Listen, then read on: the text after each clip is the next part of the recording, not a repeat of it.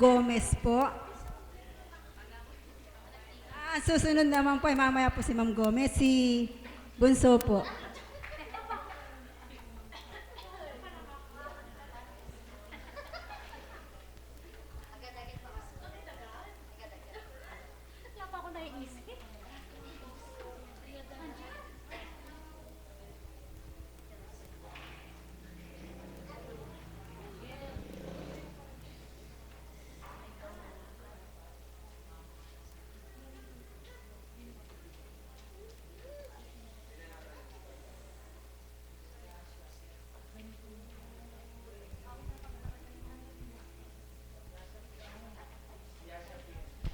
Kasama.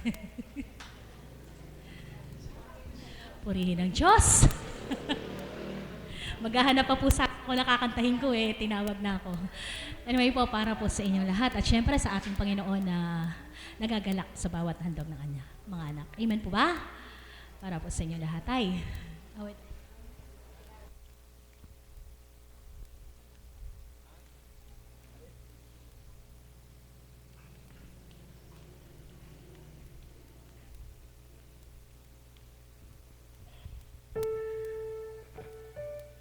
Atin po mga kapatid na nasa internet ngayon, mapapalad po kayo na sa tuwina ay naglalaan ng oras at panahon sa ating Panginoon sa kanyang mga aral na batid po namin na minimithin nyo sa tuwina sapagkat tuwina nasisiyahan po kayo.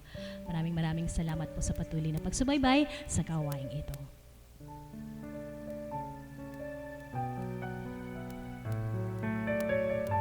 Nawa po huwag kayong magsawa sa akin. Ano po?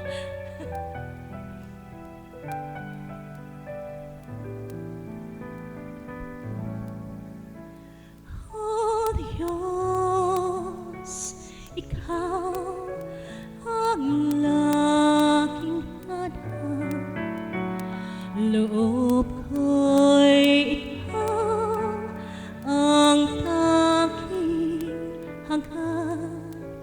Nauuhaw ako parang tigang na lupa sa tubig ng iyong pag-aarukan.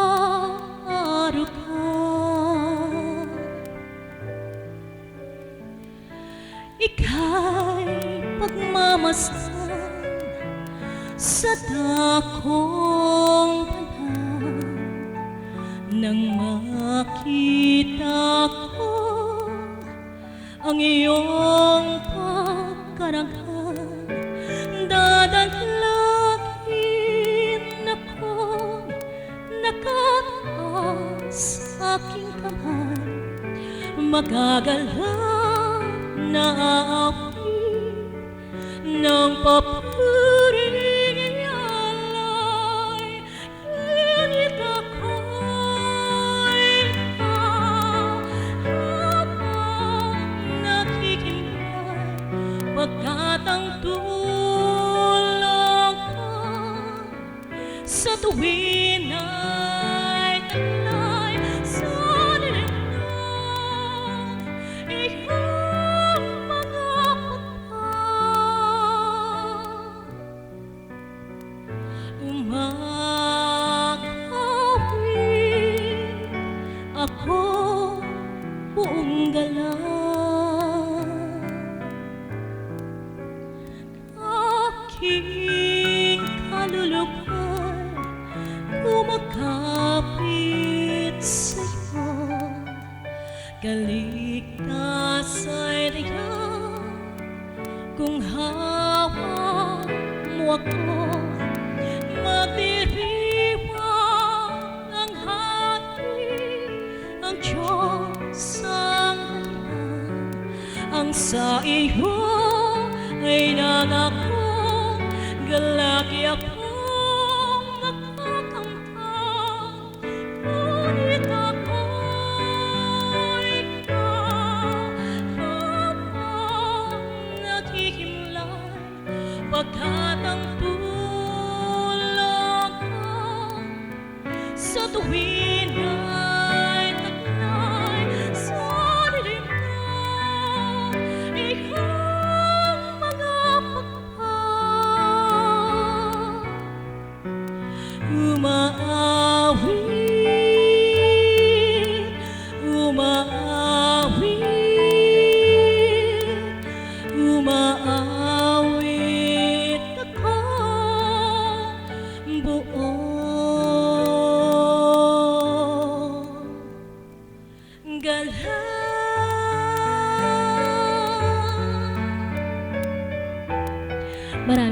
Salamat po.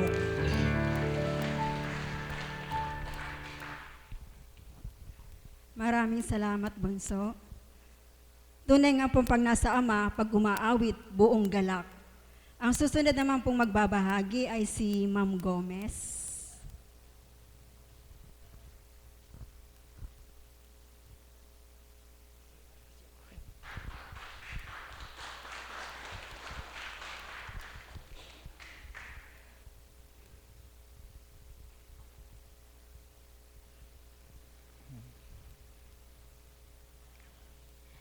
(2015), new hopes, new dreams.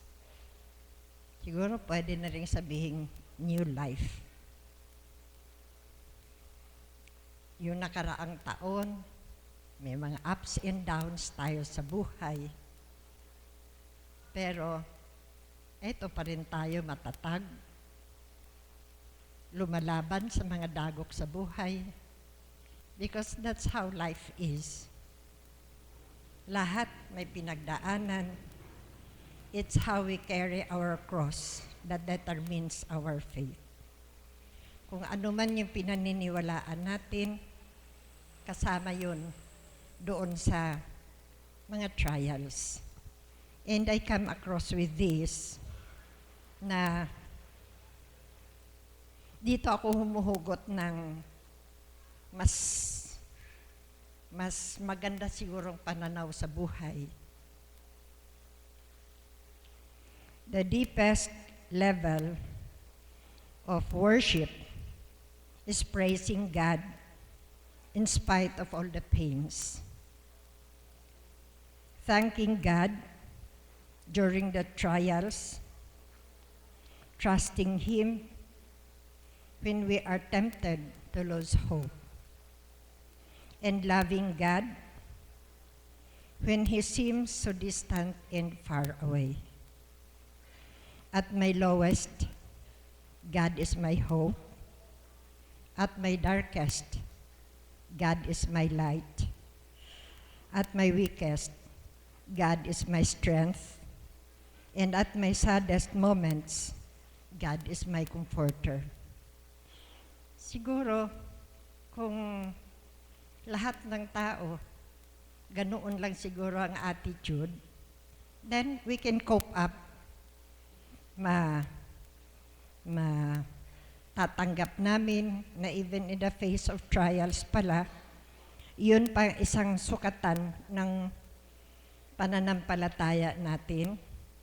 Nga the more na meron tayong pinagdaanan, then kapit lang ng mahigpit sa pananampalataya natin. Sabi ni Apo, buhay ang Diyos. He works in many ways in our lives. Gumagamit siya ng tao na makapag-enlighten sa atin. Gumagamit siya ng events sa buhay natin to the point na at times nawawalan tayo ng pag-asa, naaaburido tayo sa mga pinagdaanan.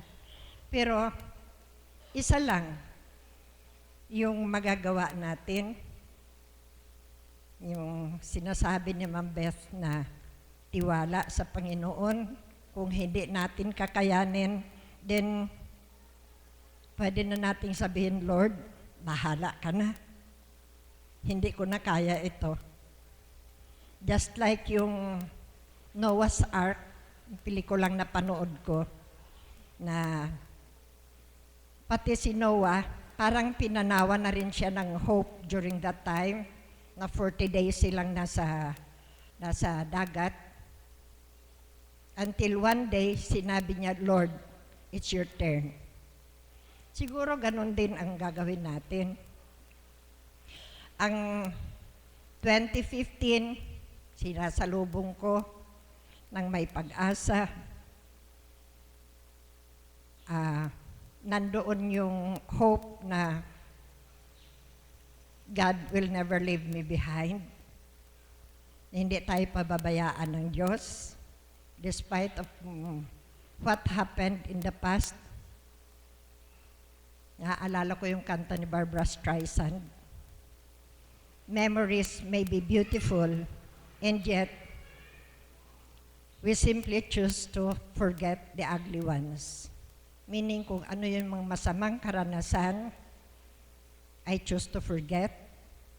And hindi ko binibilang yung aking misfortunes, yung aking failures sa buhay. Ang binilang ko, ang blessings na tinanggap ko sa Panginoon. Kaya siguro until now, nakatayo ako, lumalaban sa mga trials sa buhay ko. It's because I know, hindi ako nag-iisa. Nandito ang Panginoon, nandito ang mahal na Inang Birheng Maria.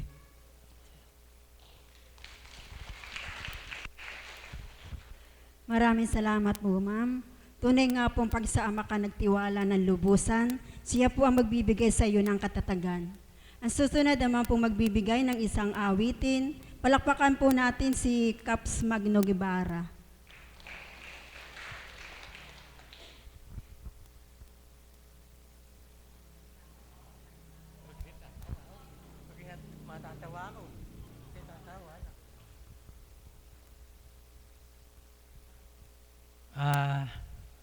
Salamat po. Salamat po sa ating Diyos Ama. Ako'y tinawagan muli dito sa banal na dambana upang ako po ay mag-alay ng awit. Una sa Diyos Ama at sa ating mahal na Apo Kunching. Sa inyong lahat, magandang muli po, magandang gabi, magandang umaga po. Para po sa ating lahat. Ang awit ko'y alay ko sa inyo.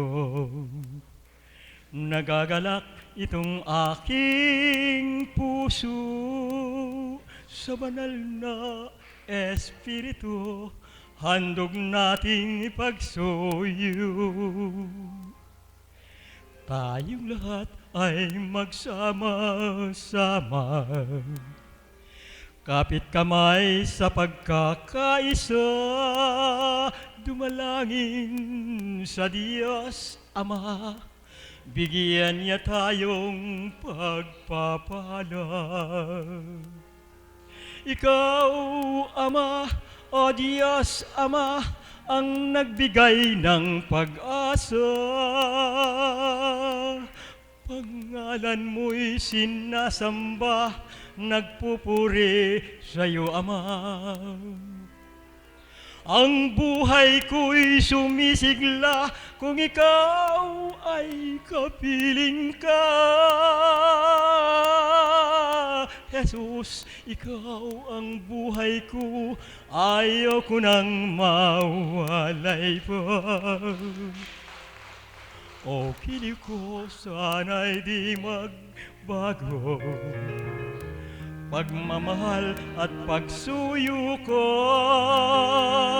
pagkat ang buhay kong ito ay laan lamang para sa'yo.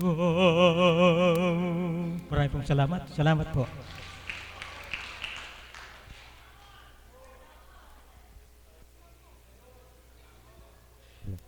Ayaw kunin yung...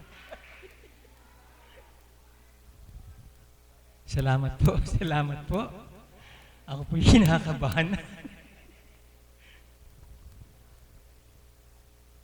Ang hiwaga ng aking damdamin, ngayon ko nalaman, ikaw ang dahil. At tuluyan di ko mapigil sa nais kong ikaw ay makapiling. Magmula nang kita'y makilala, larawan mo Kristo, tanglaw niya ring buhay, ang landas ng aking kapalaran, wari nagliwanag at makakamtan. Iniibig kita ng higit pa sa aking buhay. Minamahal kita ng wagas at walang kapantay. Ito'y tanging sumpa at panatakong tunay. Hanggang sa huling tibok ang puso ko sa'yo lamang. Iniibig kita ng higit pa sa aking buhay. Minamahal kita ng wagas at walang kapantay. Ito'y tanging sumpa at panatakong tunay. Hanggang sa huling tibok ang puso ko sa'yo lamang. Maraming pong salamat. Salamat po. Maraming salamat po sa magandang awitin. Ang susunod naman pong magbabahagi ay si Mami Maris.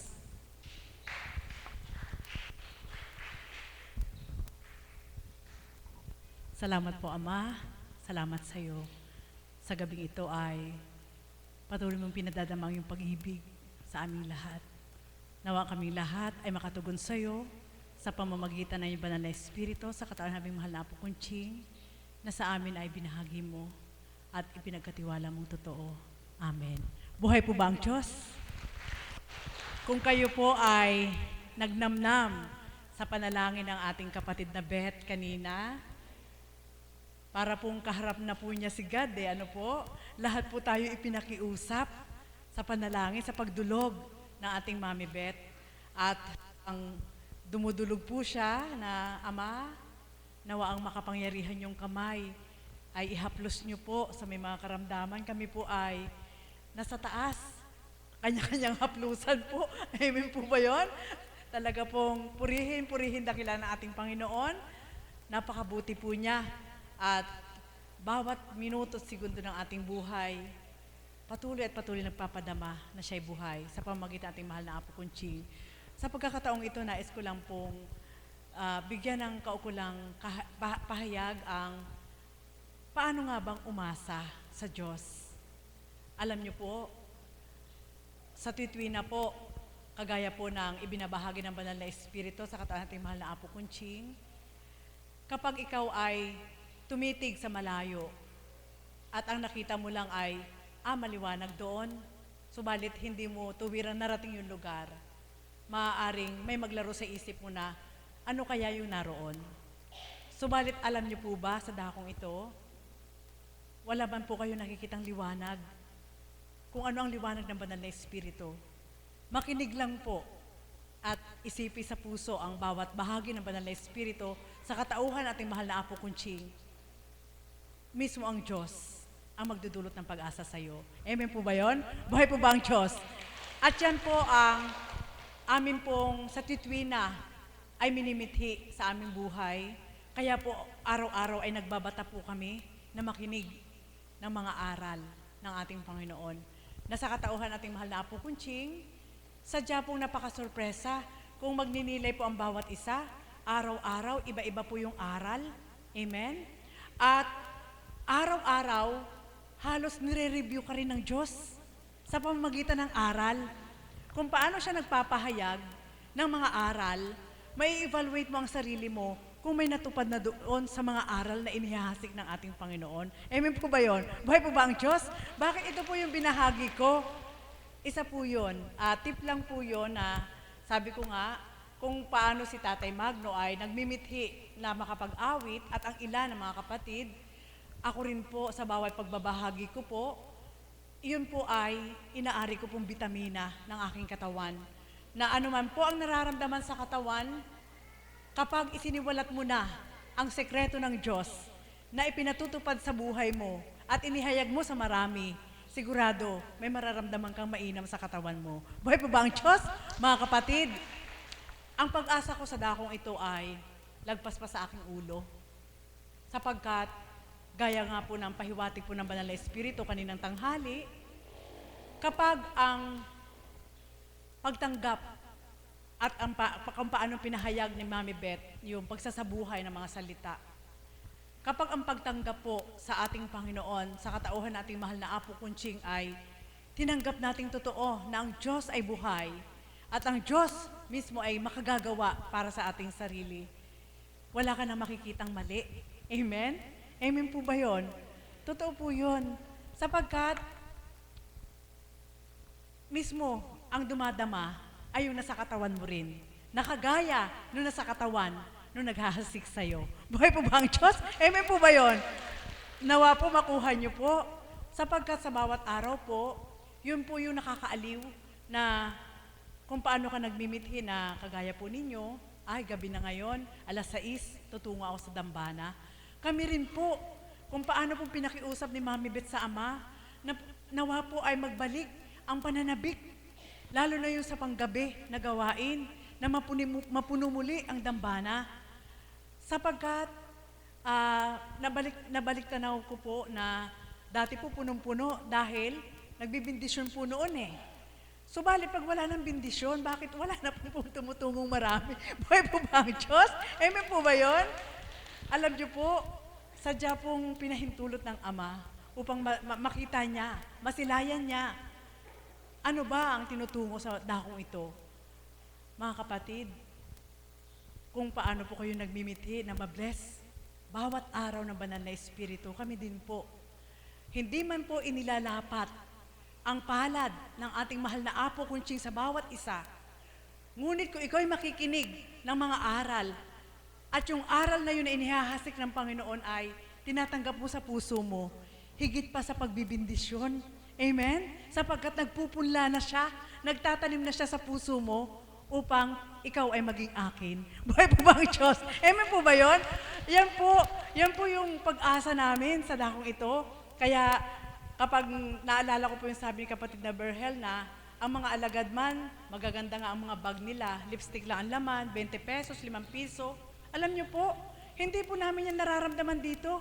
Kapag andito na kami sa loob ng dambana at naghahayag na ng salita ang Banal na Espiritu sa katauhan ng ating mahal na Apo Kunching, may isisigaw po namin, bakit? Mayaman din naman kami ah. Buhay po ba ang Diyos? Amen po ba yun? Kaya mga kapatid, nawa po kung paano po akong ganun ang aking pag-asa, ganun din po yung maging pag-asa nyo. Amen? Sapagkat sa bawat araw, sadya pong kulang na lang po ay makita natin ang kamay ni God para isubo sa atin na eto na anak. Ngunit wala man tayo nakikita, araw-araw na paghahasik ng ating mahal na Apo Kunching ng aral sa pamamagitan ng Banal na Espiritu, yun ay araw-araw ay pinakakain na tayo ng ating Panginoon para patuloy po tayong mabuhay sa kanyang kalooban. Buhay po ba ang Diyos? Kaya ito po yung iiwanan ko po sa inyo. Kung paano po na, sabi ko nga, yung aking mata ay halos 3 araw na ngayon na iniinda ko po, na kapag sumumpong po ang sobrang kati at hindi mo na kontrol ang kamay mo, sadyang mamumula. Subalit bawat paghampas ng hangin, kapag nilalabanan mo na, ganyan lang yan, may mararamdaman ka pa rin sa ulo. Kaya habang dumudulog kanina si Mami Beth, na ako'y nakahiga katabi si kapatid na Emma, hinahaplos ko pong ganyan, hanggang nagkausap kami ni kapatid na Pearl, hanggang ngayon nakaupo, ginanon po ng mahal na Apo. Alam niyo po, ang pakiramdam ko po dun sa palad, para po naka-incubator ang aking mata. Ngayon nakakadilat na po ako sa liwanag. Buhay po ba ang Diyos? Amen po ba yun? Ganun lang po ang pag-asa. Amen? Na kapag ang taong ginagamit ay tuwirang hindi mo lang sinuri na tao at tinanggap na tao, alam mo mayroong espesyal sa kanyang pagkatao. Sigurado yung espesyal na yon na tinanggap mo sa puso mo, may gagawin ring espesyal para sa buhay mo. Buhay po ba ang Diyos? At yun po yung nagaganap sa amin. Kaya yung pag-asa na yan, iiwanan ko po sa inyo ha. Alam ko po na ang dakong ito, kagaya ng binahagi ni Ma'am, ni Kasen, yung dakong ito ay isang sa tuwin ay paabot ng ating Panginoon upang may hayag sa lahat ang panukala ng Diyos.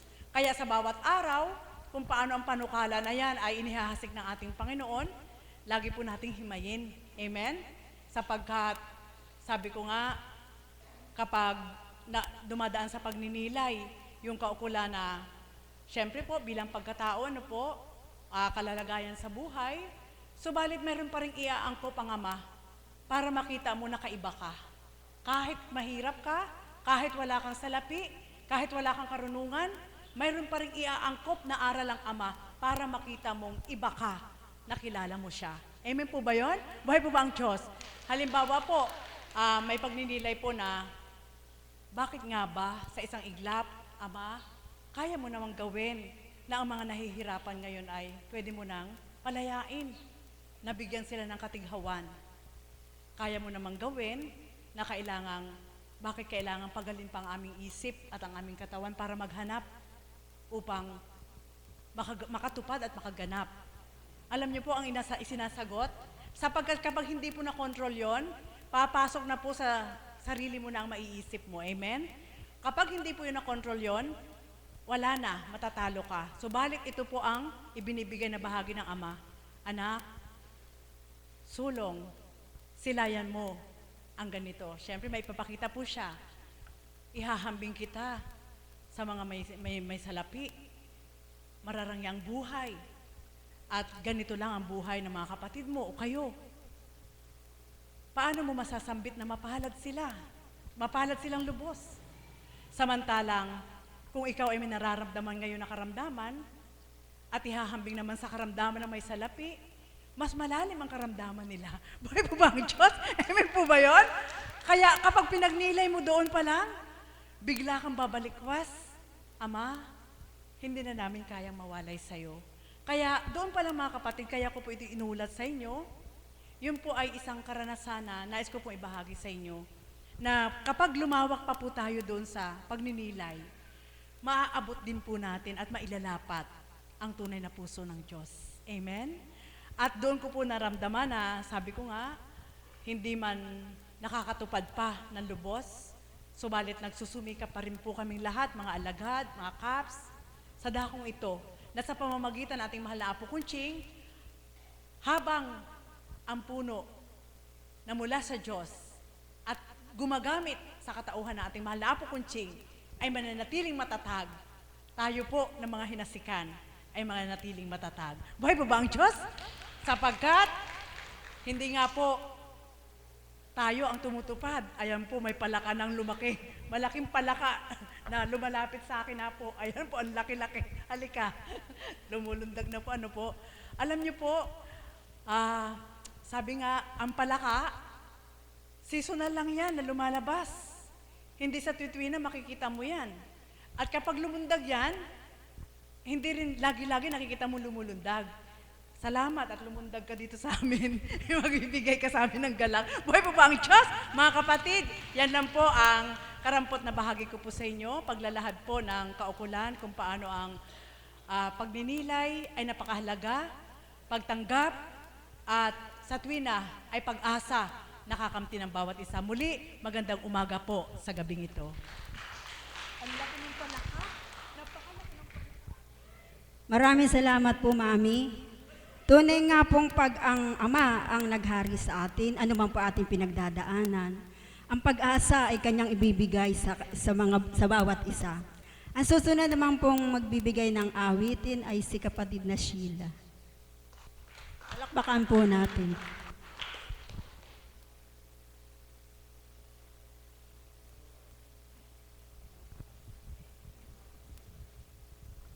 Yan.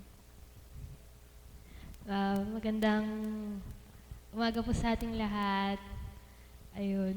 Bago po ako magkanta, bago po handog ng awit na Ama, meron lang po akong konting ibabahagi po. Nito pong week na to, since hindi po talaga ako makahanap ng work dito sa Bulacan area, hindi po siguro talaga kalooban ng Ama na dito. Siguro po ganun. So, nag-try po ako sa Manila. Nag-apply po ako sa isang malaking bangko. Actually po, talaga ayoko po sa Manila kasi po, unang-una natatakot po ako doon. Kasi po natatakot ako sa malalaking building. Kasi po iniisip ko pagka lumindol, tapos nasa loob ka. Yun po. So, nung mag-a-apply po ako noon, ako lang po kasing mag-isa, samahan lang po ako. Hindi ko po kasi kabisado yung Makati area. Nagpasama po ako sa tita ko.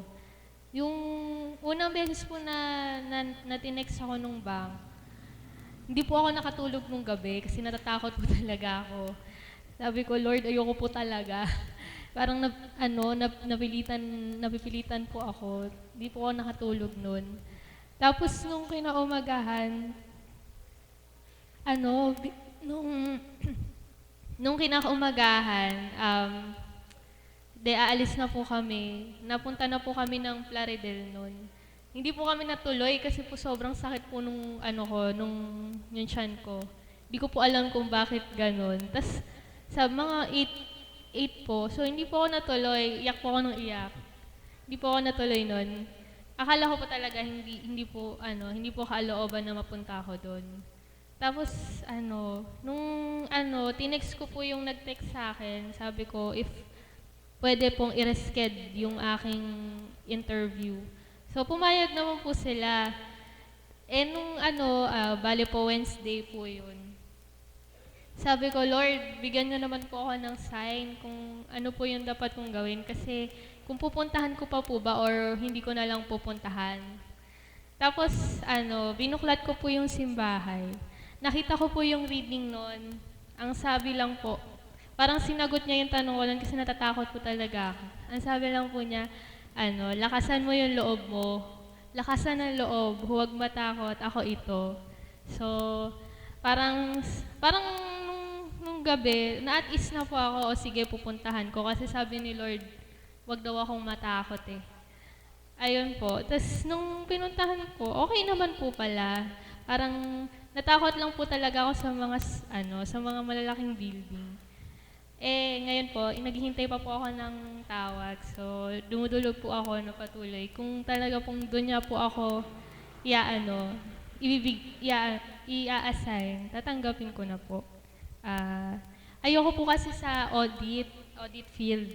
Pero po doon din po ako napunta. Internal audit po.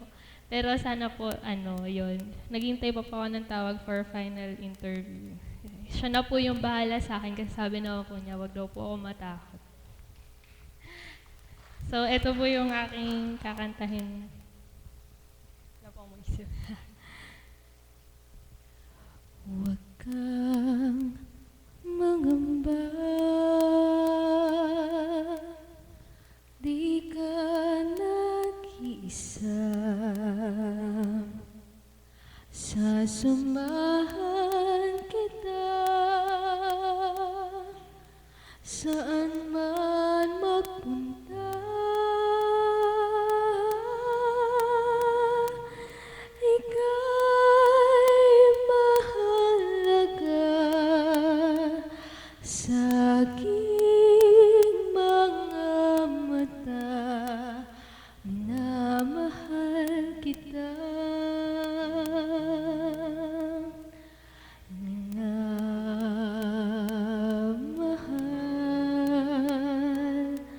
kita.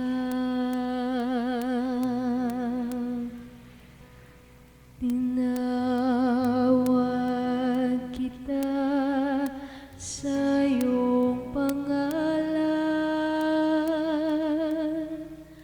Ikaw ay akin magpakailanman.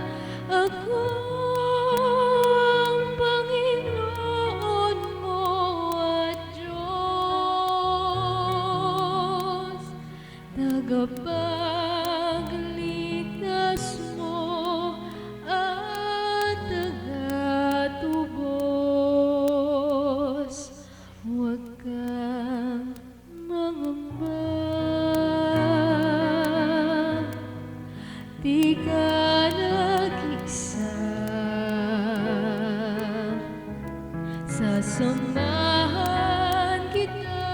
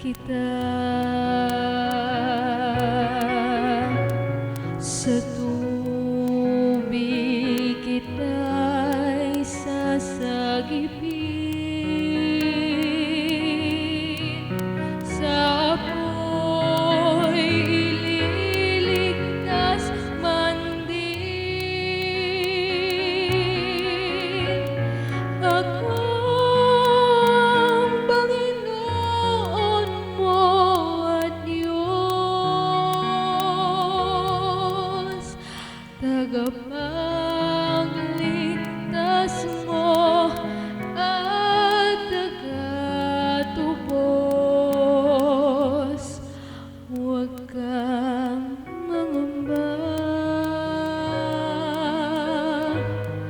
di ka nag-iisa. Sasamahan kita saan man mapunta. Ika'y mahalaga sa aking mga mata. Minamahal kita.